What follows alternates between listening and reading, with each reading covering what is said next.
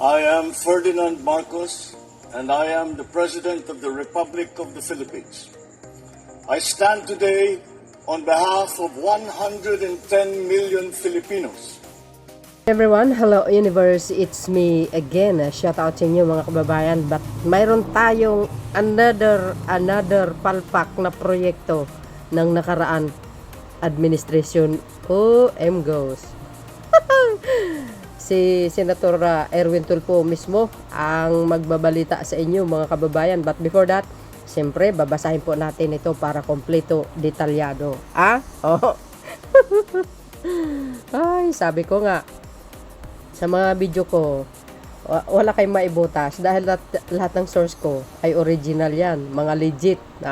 Ito, sabi po ng Abante Tonight, agay. Ito, basahin po natin. Don't forget to follow me and likes mga best. Sabi dito 284 million footbridge sa Pasig River overpriced na atrasado pa, sabi ni Senator Erwin Tulfo. Agay. Augustin yan pa 2025. Siyempre nagkakalkal tayo mga besa. Dahil lagi niyong pinupuna ang Pangulong Marcos Jr., sinasabi niyo palpak ang kanyang pamumuno. Talaga ba? Grabe. Siya lang naman ang Pangulo na matapang na sinisita yung mga kurakot kasabwat ang mga tulungges. Di ba? Hindi lang po yan sa mga panahon pa ng mga puunyo. Sa kanya lang po tinambak at siya ang mag-aayos. Real talk po yan. Tulad na lang po ng flyover sa Iloilo, dalawa. Si Ungka at saka si Aganan. Flyover, palpak. Panahon ng puunyo. Di ba? So, dahil dito, ayan. Tuloy, basahin po natin. Ayan. Uy, naku po. Sayang ang pera ng bayan, sa totoo lang. Kaya huwag kayo nagmamalinis kasi hindi kayo malinis talaga. Sabi nyo, the best president. Nako, bakit nakulong kung the best? Ipasisiyasat ni Senador Erwin Tulfo ang isang footbridge sa Maynila na bukod sa daang milyong piso, overpriced, iniwanan din na hindi patapos ng Department of Public Works and Highways. Diba, nakatingga.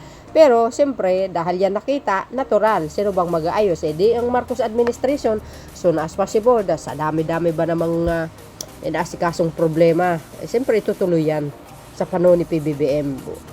Si Pangulong Marcos Jr. pa, siyempre sa kapakanan ng mga mamayang Pilipino, talagang inaalala niyo po yan, no? Yan po, lagi nating sinasabi, yan po ang mga minana niya sa mga past administration. Di ka naloka, mga bes. Ito, tuloy! Sabi dyan, base umano sa dokumentong nakuha ni Tulfo mula sa DPWH, ang Pasig River Esplanade Footbridge ay pinunduhan noong 2019 ng 284 million plus. Agay. Ayan 284 million and 323,000 and 19,022. At may haba na 350 feet at 107 liner meters. Saan napunta kaya yan? Bakit biglang iniwan? Di kayo naloka. Sino bang sekretary ng DPWH before? Alam nyo na, mga bes. Kayo na bahalang umusga.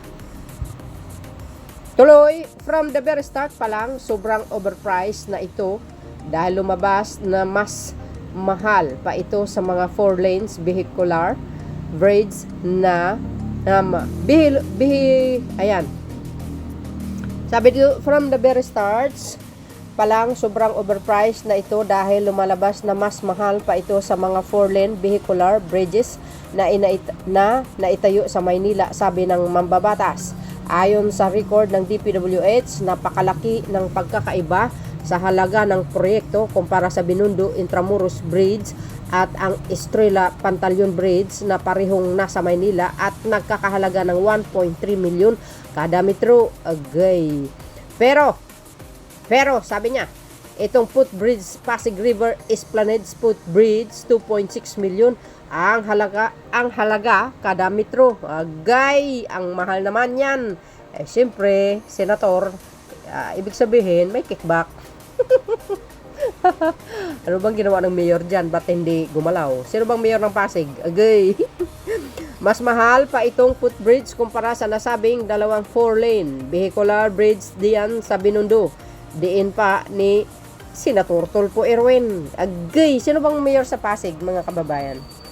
Oh, aha. Nako, lagot. Sabi ni Tulfo, dapat ipaliwanag ng DPWH kung bakit mas mahal pa ang footbridge na ito kaysa dalawang tulay sa Binondo na daanan ng mga sasakyan. Pero ang pinakamasaklap 6 years na hindi pa tapos ang tulay dahil pawang mga pustil pa lang ang naitatayo.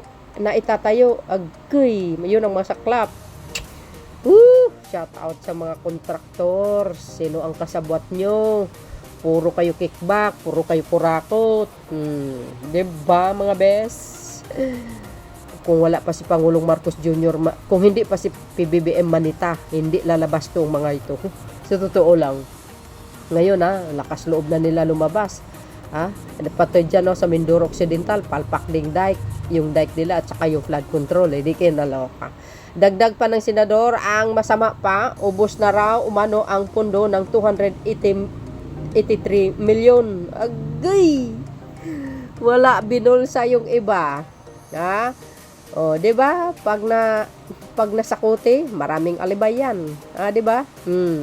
Napagalaman ng panahon pa ni DPWH National Capital Region Director Ador Canlas, ngayon Undersecretary na ang aprobahan at umpisahan ang proyekto. Tanging si Yusek Canlas lang ang makakasagot kung bakit pinayagan niya ang pagkamahal-mahal na bridge at kung bakit hindi pa ito tapos hanggang ngayon. Ayon pa kay Senator Erwin Tulfo. Mga besa, ang dating Yusek ng DPWH. So, ibig sabihin, panahon pa yan. 2019 po ito. Grabe, matindi. Kawawang PBBM. Siyang tagasalo at tagalutas. Goes. Yan po ang nangyayari sa mundong ito. Ano bang nangyayari, mga bes? Sa pera ng bayan. Pagpulpul ang politiko, hindi marunong mag-inspeksyon, pabaya sa mga tauhan niya, yan po ang resulta. Pero pag tulad ni PBBM, kung hindi pa siya bumaba at siniyasat ang katotohanan, hindi niya nakikita. Ang report sa kanya, sabi niya, okay daw ang proyekto. Complete, yun pala. Hindi. May palpak na nangyayari. 'Di ba? Yan ang mahirap. Ito lang sa akin, guys. Even na napakagaling ni Secretary Bunuan, kailangan din dapat, mga kababayan, si Secretary, dapat usisain din niya din po yun. No? Pero I think, nagsusumbong po siya kay Pangulong Marcos Jr. sa mga kapalpakan. Kaya nalaman ng Pangulo, yun po ang nangyari sa SONA. Kaya ngayon, yung ibang mga kurakot sa pamahalaan, sa local governments, nati-trigger. Bakit? Dun sa panawagan ng Pangulo, di ba? So, yun, mga bes, ang aking pinaka-latest updates video. Ito po yung video na sinabi ni ni Senator Erwin Tulfo. Panoorin niyo po. Ito na. Sa Maynila, may isang footbridge na 2019 pa lang nang aprubahan at simulan. Ito ang The River Lane na bahagi ng Pasig River Esplanade Project. Ikukonekta dapat nito ang Quinta Market sa Quiapo at Loton Ferry Station. Ang naturang footbridge na may habang 107 metro lamang ay nilaanan ng katakot-takot na 284 million pesos na pondo. Subalit, 6 na taon na nakalilipas na wala ng parang bula ang mga gumagawa.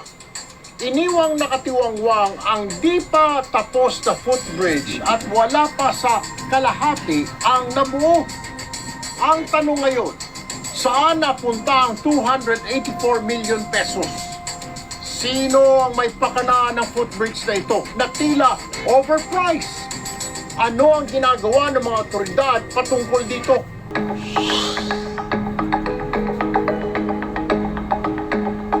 Ayon Ayon sa mga ulat na nakarating sa aming opisina, masyadong malaki ang pondo na inilaan para sa footbridge na ito, lalo na para lamang ito sa mga tao na di hamak na mas magaan kaysa mga sasakyan.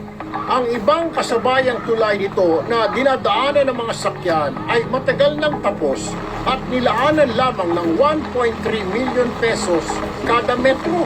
Samantalang ang footbridge na ito, 2.6 million pesos kada metro ang pondo at di pa tapos hanggang ngayon. Mistulang natangay na nga ang 284 million pesos.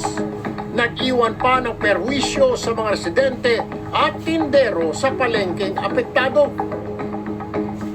Gusto nga namin sanang magawa kasi para naman pag naayos yan, maganda naman yung takudbong na pagtitinda namin dito sa Tumas ngayon. Maganda yung mabuksan yung gate na yan, tsaka yung diretso sa Luton. Sana nga po matapos na rin po yan. Para rin po di po napapadalas yung traffic. Mabawasan na rin yung traffic sa kalsada at saka para na rin makabiyahe kami ng maayos. Aprobado ng DPWH sa nasabing proyekto. Si dating DPWH NCR Director Ador Canlas na ngayon ay Undersecretary for Regional Operations in Visayas and Mindanao ang nakapirma mismo sa mga dokumento. Maging ang planning officer ng naturang opisina, inaprubahan din ang proyekto. Kataka-taka ang pagsulong ng proyektong ito kahit na kitang-kita naman kung gaano kamahal ang mga nirekomendang materyales. Malaginto ang mga bakal at maladiamante naman ang mga tornilyo nito.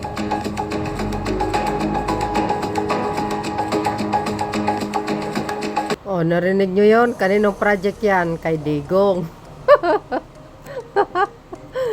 Oh, daming kapalpakan. Grabe, Hindi kasi marunong mag-usisa ito si dating Pangulong Rodrigo Duterte. Pinagkatiwala niya sa mga sekretary niya grabe. Sa mga contractors, grabe. Mga kickback, sayang ang pera. Overprice. Ginto nga. Ang bawat tornilyo, di kayo naloka. Courtesy po ni Senator Tulfo yan, mga beswa. Grabe, Siyempre, dahil dyan, sa ngayon ay tuloy-tuloy po ang pagpagawa niyan. Siyempre, walang ibang nagtapos kundi ang Pangulong Marcos Jr. Wala ganun talaga Lahat ng dumi ng past administration mula kay Panot, kay Digong. Siya ang taga-salo, siya ang taga-ayos. O, di ba? Tapos sabi nila, weak leader ang Pangulong BBM. Nako, sino bang weak? Kasi yung mga past admin, wala naman sila nagawa na matino Ganun talaga Mula nung 1986, maraming project na nakatingga ng dating Pangulo Marcos Jr., Pangulong Marcos Sr. Hindi, ibig sabihin, nakatingga yung yung BNP. Sana kung inoperate yun, di nakinabang lahat ng mga Pilipino. Kaso wala may iral yung pride nila. Mahilig sila gumanti. Parang si Sara Duterte tatakbo sa 2028 para gaganti. Yun ang sabi ni Roque. Yung mga nagpakulong sa ama niya, gaganti daw. Yan. Ngayon, kawawa ang taong bayan. Pera ang pinag-usapan dito. Grabe. Kapalpakan. Itong mga contractors na ito, sarap talaga katusin Kaya to the rescue ang Marcos administration. Matatapos din yan kasi aayusin So, maraming lugar napalpak ang gawa ng nakaraang admin.